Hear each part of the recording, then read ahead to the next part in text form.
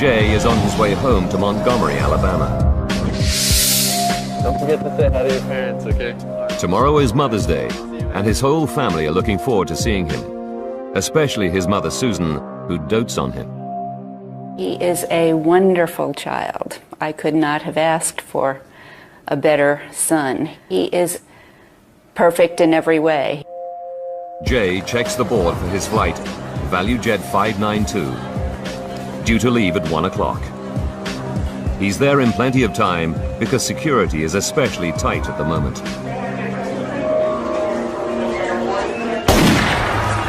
The 26th Olympic Games start soon in Atlanta, and already the FBI have arrested right-wing militants and discovered hordes of bomb-making equipment. Islamic terrorist Ramzi Youssef is also in the headlines. He's accused of trying to blow up the World Trade Center. The FBI believes that members of his gang could still be at large and ready to strike. Airliners are thought to be a prime target. Booked on the same flight as Jay Smith are Sue and Ron Carpenter. They got married just 3 days ago on a cruise ship in the Caribbean. Sue's brother, Mike, is delighted for them. She was never happier in her life, and I don't think Ron was either. They had common interest, enjoyed being together. They were such a good match. Also traveling to Atlanta, there are several children. Among them, Andrew Leonard, his brother Jeremy, and sister Tabitha. She turns 13 a week today. Final call for ValuJet Flight 592. In total, 105 passengers are about to board the aircraft. It's a Douglas DC-932, a twin-engine jet with a distinctive T-tail stabilizer at the rear. The DC-9 has been in service for over 3 decades and was once a mainstay of American domestic aviation. But its history is not without incident. Since 1966, 77 DC-9s have been lost, with more than 1,800 fatalities. Now 27 years old, this particular plane has clocked up over 68,000 hours in the air and is currently owned by the budget airline ValuJet. 1:25 p.m. Flight attendant Mandy Summers welcomes the passengers aboard. Her bubbly personality has earned her the nickname Mrs. ValuJet. She's only had the job for a few months, but she's hoping for promotion soon. She just knew it wasn't really where she wanted to be in her life. I guess she envisioned it as something more than it really was when she actually started. At the gate, ramp agents load the DC-9's forward cargo hold with passenger baggage, 23 kilos of US mail, and some aircraft parts, 3 tires, and several cardboard boxes labeled COMAT, short for company material.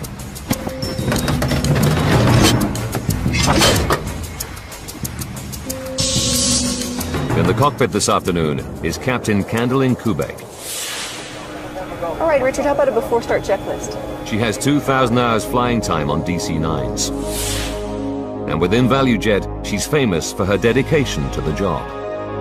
She couldn't get it out of her blood. She was destined to fly and just wasn't happy any other way. Surprise! The day before, Candy celebrated her 35th birthday.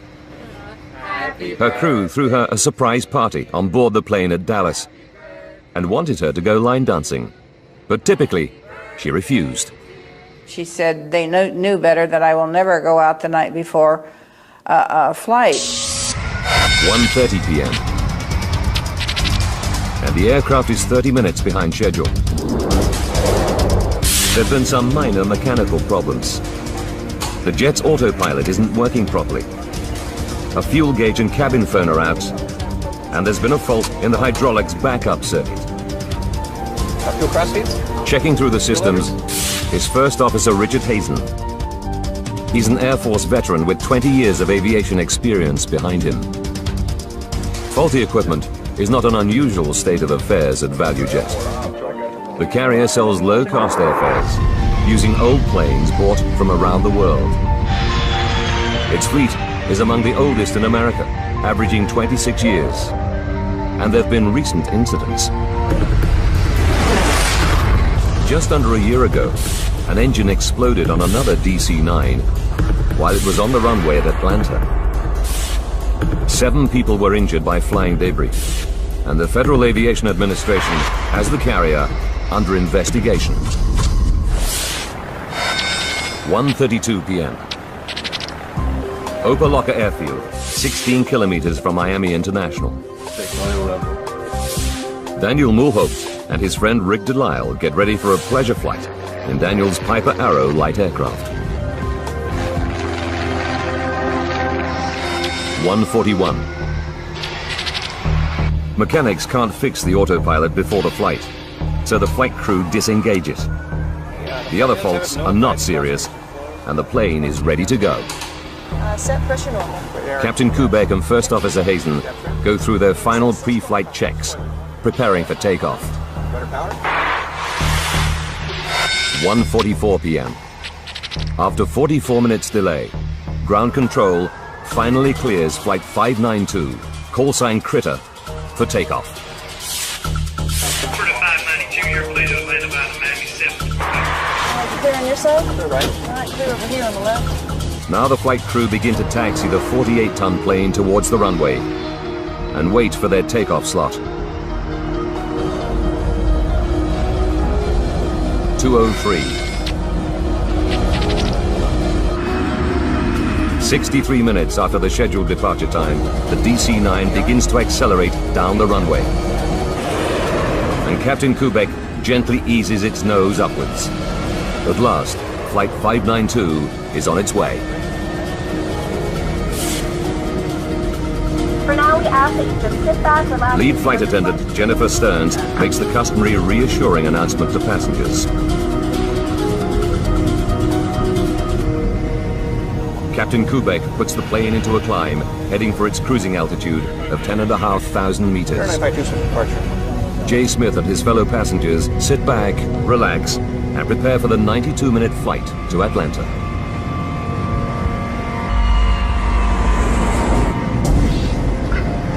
But at 2:10 p.m., just minutes after takeoff, people start to smell smoke.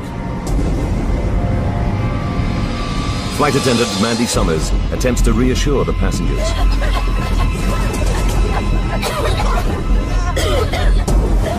But the temperature is rising, and the smoke is getting thicker by the second.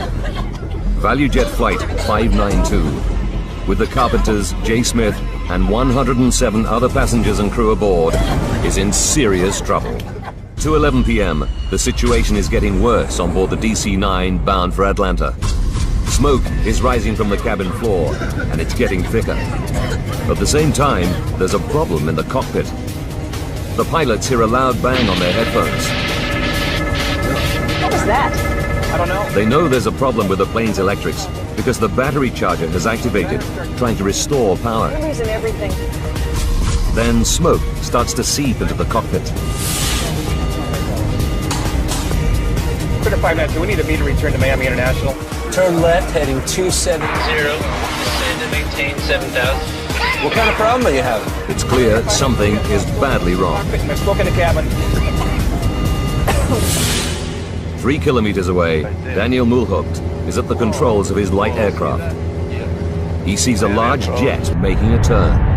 We're flying along, and around my 10 o'clock position, I saw an aircraft maneuvering along the canal.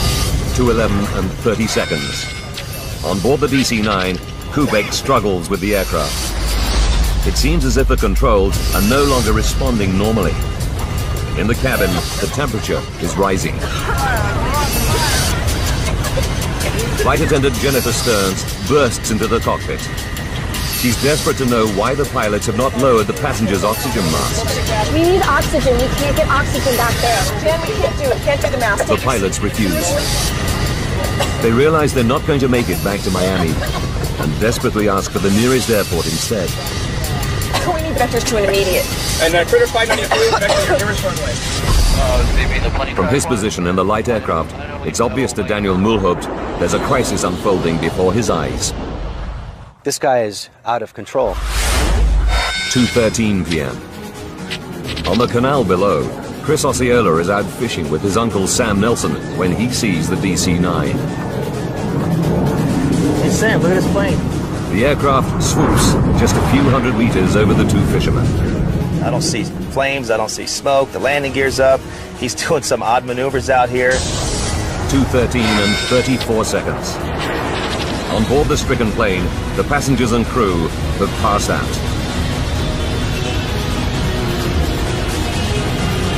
2:13 and 42 seconds.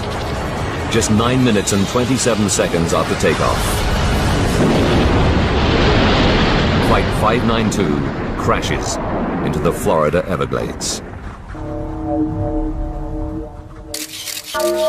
These photos, taken from the light aircraft just seconds after impact, show only a dark pool of fuel on the surface of the swamp.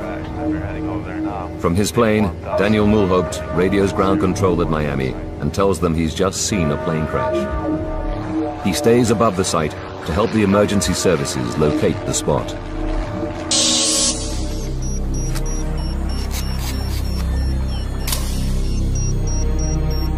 Fisherman Chris Osceola also takes a photo. When the two men climb to the top of a levee, everything is eerily quiet. The swamp has simply absorbed the 48-ton aircraft. And not to see anything at all, or hear anything. I mean, it was just, you hear birds chirping, you know, but you could smell the jet fuel.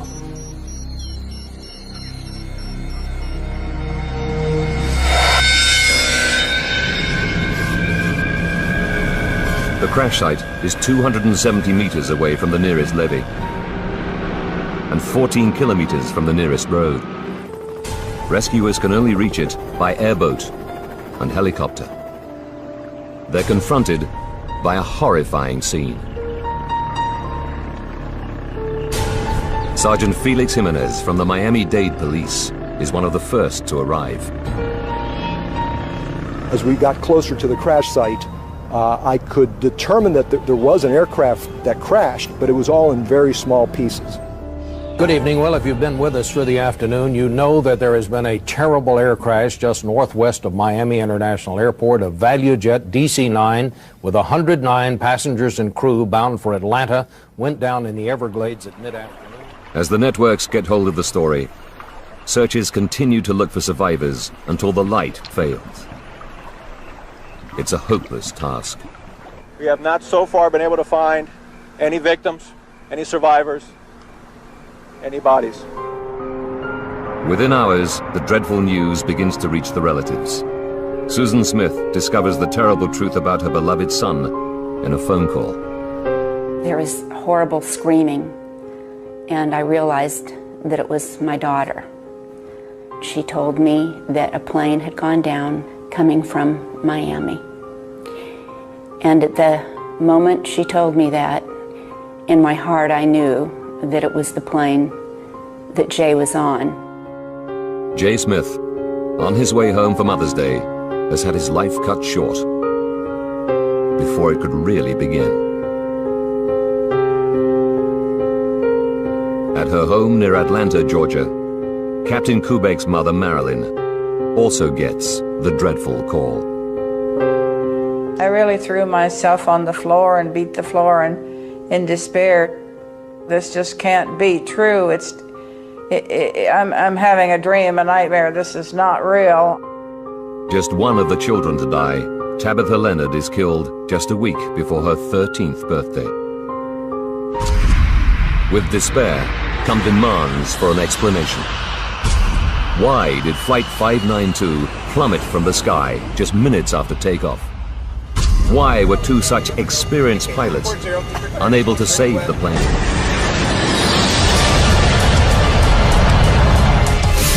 Now, by rewinding the events of that fateful day and going deep into the investigation, we can reveal what really happened to ValuJet Flight 592. Advanced computer simulation will take us where no camera can go, into the heart of the disaster zone.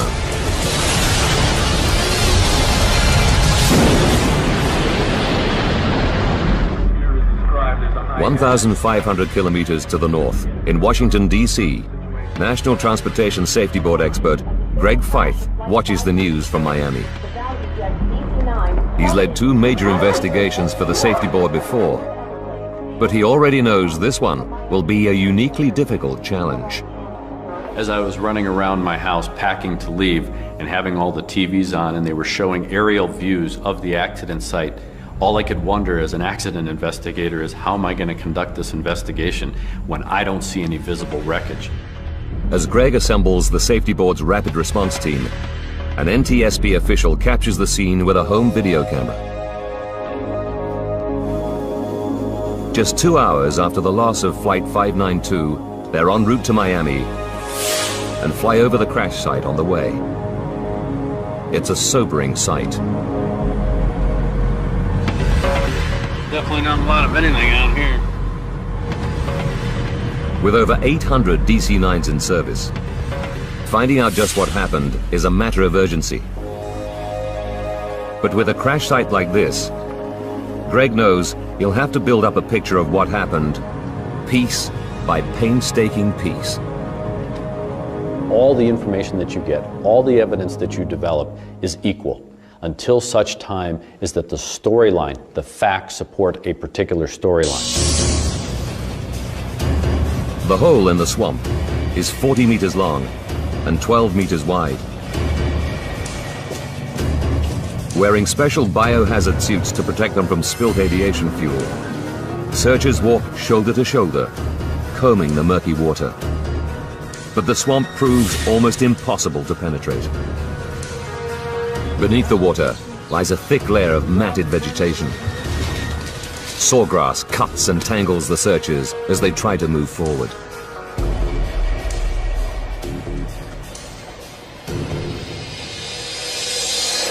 What is your full name, please? Jesse Lowell Fisher. And your occupation? As the search for clues gets underway, Safety Board experts make it a priority to interview the last person who spoke to Flight 592. What is your date of birth, please? Air Traffic Controller Jesse Fisher. Climb and maintain 7,000. They discover that the crew had reported smoke on board minutes before the crash. Smoke suggests one thing loud and clear: a fire somewhere on the plane. So the focus now becomes what's the origin of the fire that would create enough smoke for the crew to not only notice it, but have to report it. One answer could lie in ValuJet's all-too-recent history. Could this be a repeat of the 1995 incident? Could some kind of engine failure have led, even indirectly, to the loss of a second aircraft within a year? It's a frightening prospect. ValuJet alone have 47 other DC-9s in their fleet. Could they all have faulty engines? Perhaps thousands more passengers are at risk. Conditions at the site where ValuJet 592 crashed are hazardous. There's a constant threat from alligators, attracted by the search activity, the wreck, and its contents. Armed guards are deployed to keep the predators away. To make matters worse, the airboats and search teams are stirring up the silt layer, reducing visibility below the water from just a few centimeters to 0. Then, in an attempt to see through the murky water, the team brings in ground-penetrating radar. They make a depressing discovery. Below the water level is a thick layer of mud, and below that, 2 meters down, is solid limestone. The plane has smashed into thousands of pieces as it hit the rock below.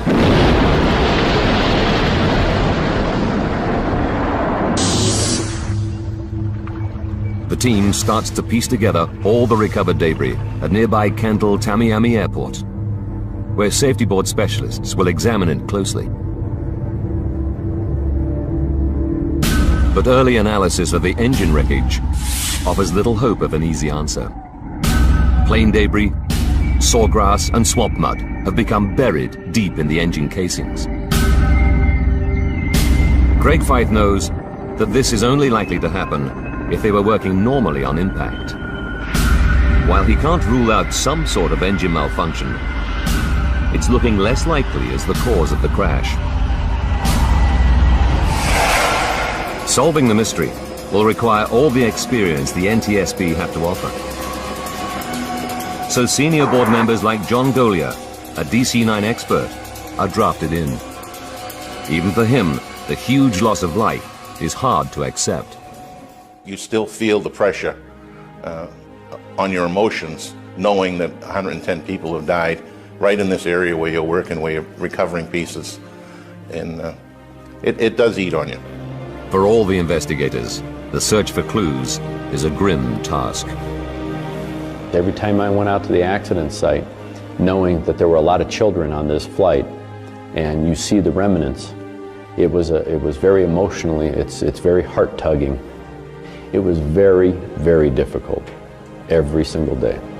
Gradually, the relatives and public learn the full horror of the tragedy. When you go through something like this, you would give anything to have those people back in your life. I can remember seeing those images of the crash, and it tore me apart. I tried not to cry in front of my mother. I would go in the shower at night and just sob. Slowly, sections of the DC-9 begin to take shape on the floor of a hangar. The investigators painstakingly recover, decontaminate, and identify thousands of pieces. There are two parts that would help the investigation more than any other: the flight data and cockpit voice recorders. But the black boxes, as they're often called, remain stubbornly hidden in the swamp. Without them, it would have made the investigative process very difficult because they were going to provide us with a lot of information. The team carry on regardless and find that even without the black boxes, the wreckage in the hangar does begin to yield useful information. Metal seat frames have melted. Carpets and fuselage coverings have burned intensely. It becomes clear that the smoke that First Officer Hazen reported has indeed come from a devastating fire, one hot enough to melt aluminium. They estimate temperatures in the cabin area must have reached at least 815 degrees Celsius. But even for DC-9 expert John Golia, the source of such an inferno is a mystery. We knew that there was an intense fire. What that meant, how that happened, was eluding us. Then, as one of the police teams fans out across the muddy pools of swamp water, an officer steps on something solid. A moment captured on camera. It's the FDR, or Flight Data Recorder, a major find. I'm down, we got a box. If the box survived the crash intact, it'll provide the team with key technical data from the flight, including airspeed, altitude, and the plane's movements in the air. Crucially, it'll tell them whether the plane's engines failed. But when technicians and officials at NTSB headquarters in Washington get their first look at the flight data recorder, they're not optimistic. This flight data recorder took a severe hit, and when we first saw it in the laboratory, we had great concern that we were not going to get the data off of it. While they wait, the NTSB team consider a new, sinister option. The fire was so sudden and the loss of control so complete that a bomb has to be a possibility. Will the United States have to tell the world that terrorists are active in the southern states? Greg Feith must find the secrets to the crash of Flight 592. What could have happened to an ordinary DC-9 on a routine flight to Atlanta? Might this vast swamp be the scene of a crime?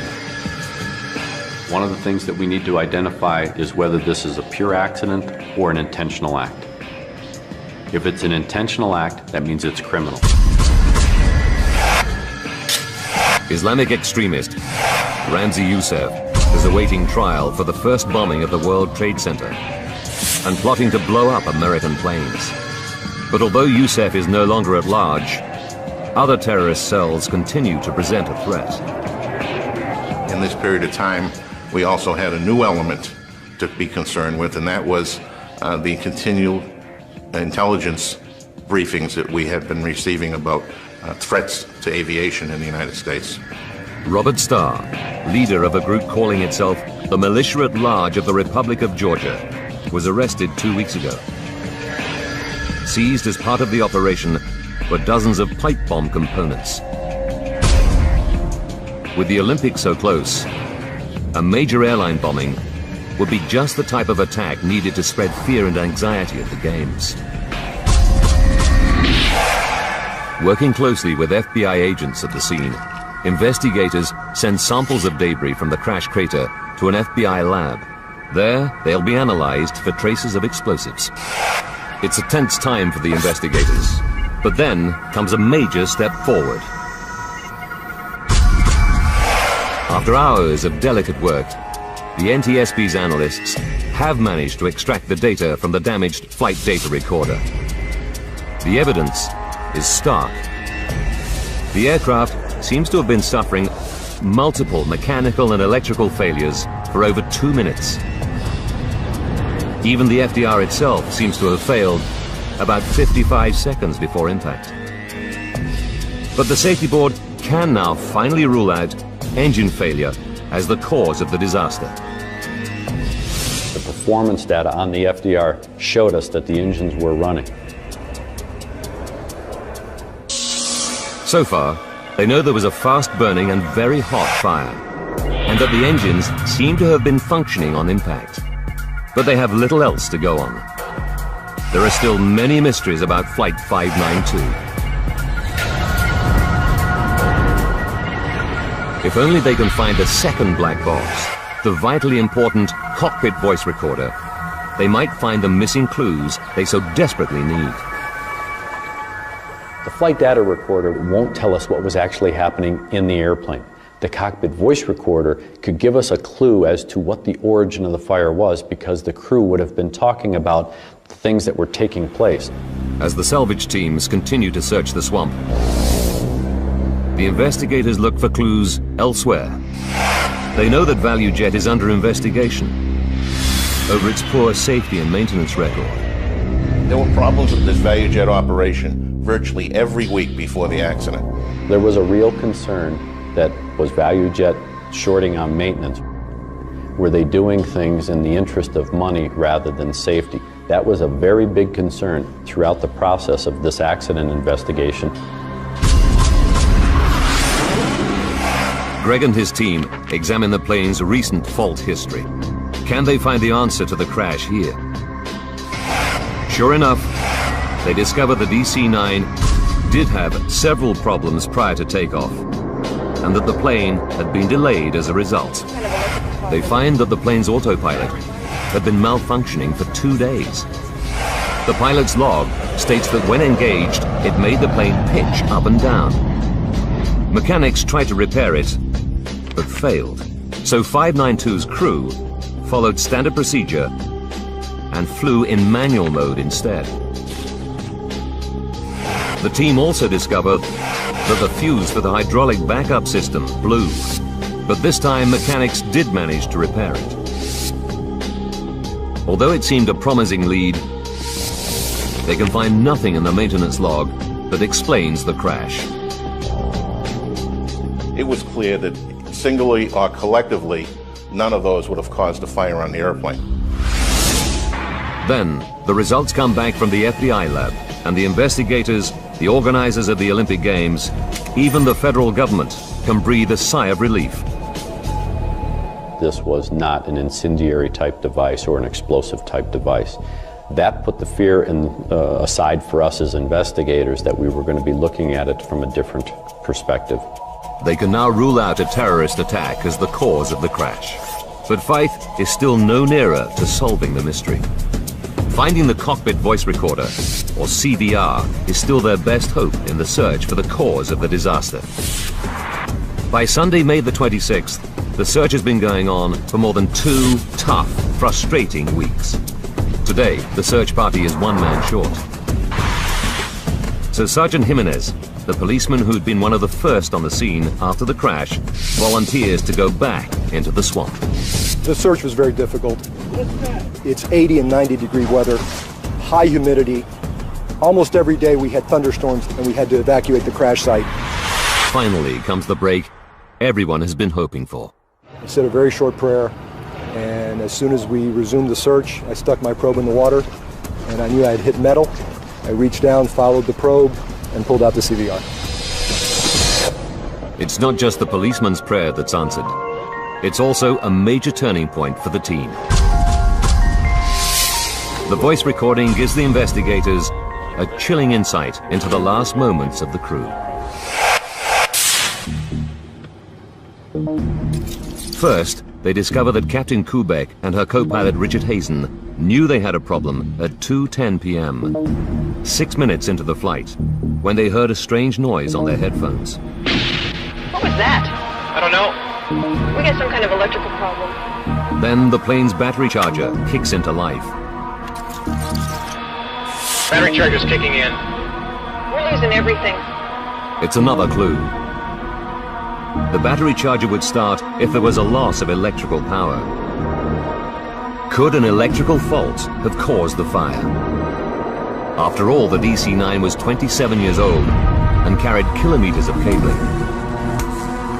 A faulty wire in or near the passenger cabin might have caused a spark and started the blaze. It's a long shot because pinpointing such a short circuit is extremely difficult. But spurred on by the cockpit conversations and the FDR record, Greg tells the investigators to probe the remains of the wiring and the circuit breakers. Much of the wiring has been badly damaged or completely destroyed. The rest is in bits on the hangar floor. But for the team, there could still be clues to be had. Because it's broken in 10 places, that doesn't mean it's not going to tell you a story. Every one of those pieces, when you decide to look at them, has a story to tell. But try as they might, they can't find any evidence for a short circuit. It's another dead end. Once more, they return to the cockpit voice recorder. We need oxygen. We can't get oxygen back there. Nearly 3 minutes before the crash, Flight Attendant Jennifer Stearns opens the cockpit door. It's clear that the passengers in the cabin are the first to be overcome by smoke. To Fife, this places the fire somewhere behind the pilots. The investigators at Kendall Tamiami concentrate on the area around the jet's passenger cabin. What they discover is shocking. The fire was so intense here that the floor has literally melted away. Could something beneath the passengers' feet, possibly in the forward cargo hold, have started the fire? It's an unlikely scenario. This compartment is officially known as a Class D hold. Completely airtight, it also has a fireproof lining. Any blaze here should quickly burn itself out through lack of oxygen. But Fife decides to check it out anyhow. We had to go back to the manifest. We had to see what was in that forward cargo hold. The safety board studies the paperwork to see if the forward hold contained anything suspicious. It indicates that in the hold were 28 kilos of mail and some passenger baggage. But with a bomb or incendiary device already ruled out, investigators move on. The manifest also shows 2 consignments of aircraft parts in the compartment. Instantly, they see something suspicious. 3 tires from another DC-9. For transportation, tires should be filled with nitrogen and underinflated or they can burst. An oversight here could possibly be the cause of the disaster. But the records show that the ground crew followed correct procedure. Another promising lead has gone nowhere.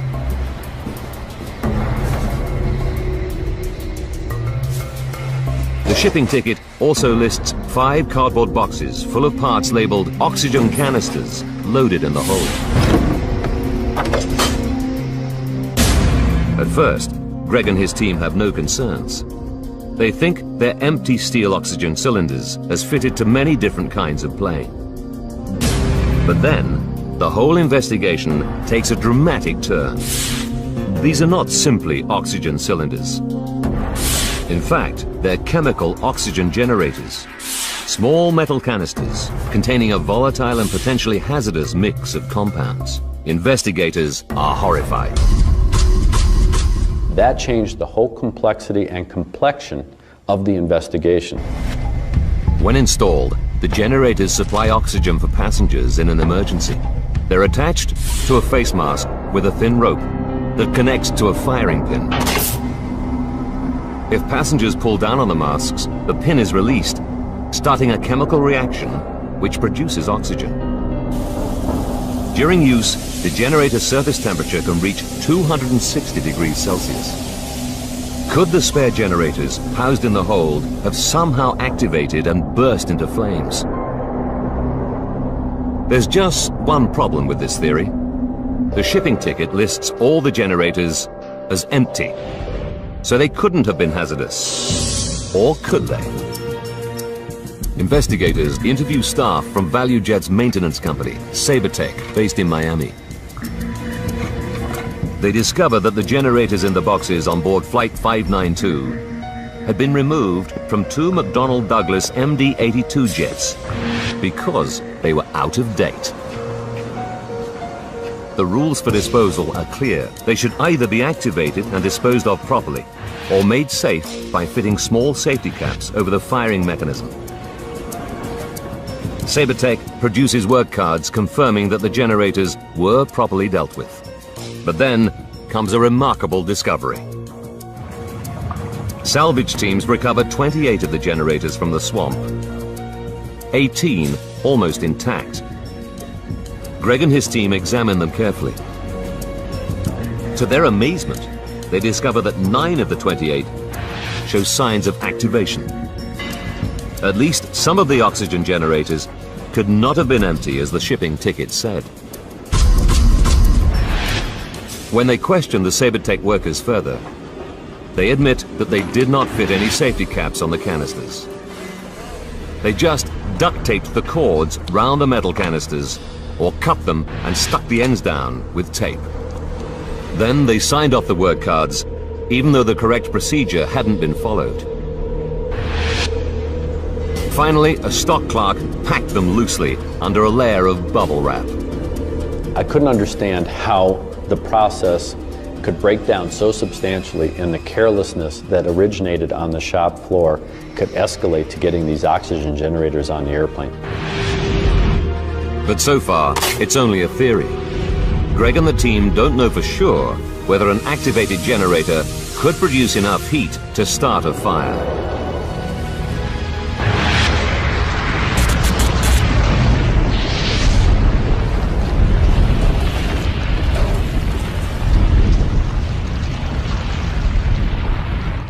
At this point in time, nobody really had a good understanding of what happens when these oxygen generators start producing oxygen.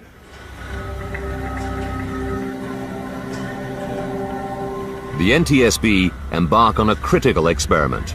They construct a replica hold at the Federal Aviation Authority's fire test facility near Atlantic City. Technicians place 28 generators in a box and cover them in bubble wrap. They pull a wire connected to the pin of one generator and retreat. They have high hopes, but the generator heat produces just a small fire and a little smoke. None of the other generators activates, and the box doesn't catch a light. Greg's theory doesn't seem to be standing up. That first test was discouraging. You tend to start to question, are we really going down the right road? With the public, the airline industry, and friends and families of 110 people pressing for answers, the NTSB are facing a crisis. The mystery of what downed ValuJet 592 is proving a tough nut to crack. Early results from the fire test facility suggest that the chemical oxygen generators simply don't create enough heat to start a fire. Greg and the team have to try again. They have no alternative. They repeat the test, But this time, they copy the conditions in the hold more accurately. They use more generators, baggage, and an airplane tire. This time, the fire takes hold in just a few minutes. After 10 minutes, the roof of the test hold is at 1,100 degrees Celsius. A minute later, it's climbed another 430 degrees. 30 seconds more, and the temperature is too high to be measured accurately by the lab equipment. Then, after 16 minutes, comes a noise that provides the last clue.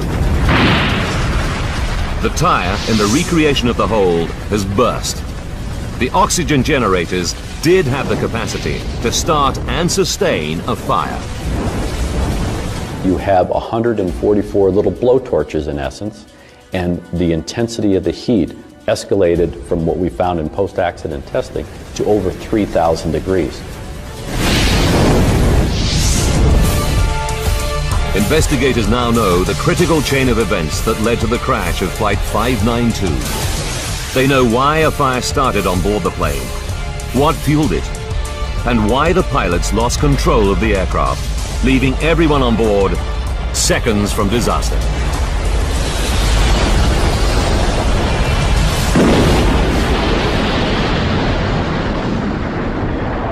May 11th, 1996. 1 hour to disaster. A SaberTech driver pulls up at gate G2 at Miami International Airport with ValuJet cargo for Flight 592. Inside the boxes are 144 out-of-date oxygen generators, loosely packed. A ramp agent places them around a large airplane tire. The pilots are unaware that they have a dangerous load on board. 30 minutes to go. As the plane taxis to the runway, the loose packing and unsecured cargo jolts one of the generators into action. It begins to heat up. 11 minutes to disaster. The plane taxis to its takeoff position. In the hold, the surface of the metal generator gets hotter and hotter.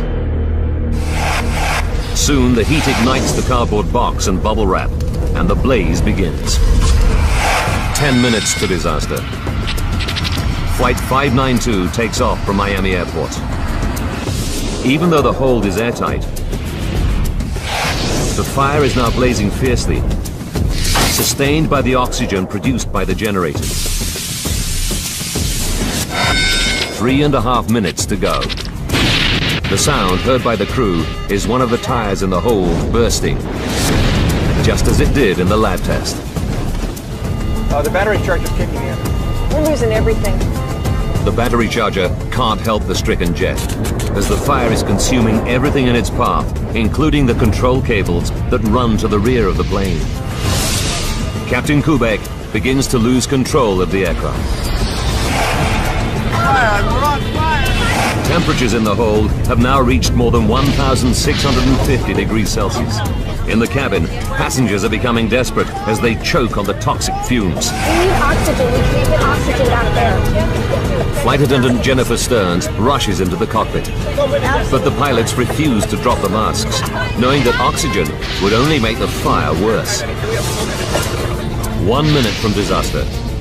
The cabin floor burns and begins to give way. 7 seconds to disaster. Now no one is in control of the plane. The crew are probably unconscious, overcome by toxic fumes given off by the aircraft's interior fittings. Seconds later, Flight 592 nosedives into the Florida Everglades at 800 kilometers an hour.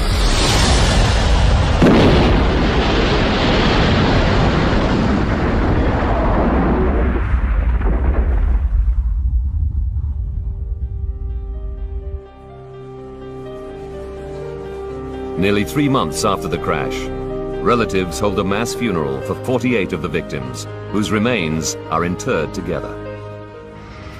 ValuJet eventually takes over another company and becomes AirTran. SaberTech is fined $500,000 for its part in the tragedy, but goes out of business before the money is ever paid. Since 2001, fire detection and suppression systems have become mandatory. In the United States, it takes a dramatic event to move the regulatory authorities to change. And in this case, it took the loss of 110 people.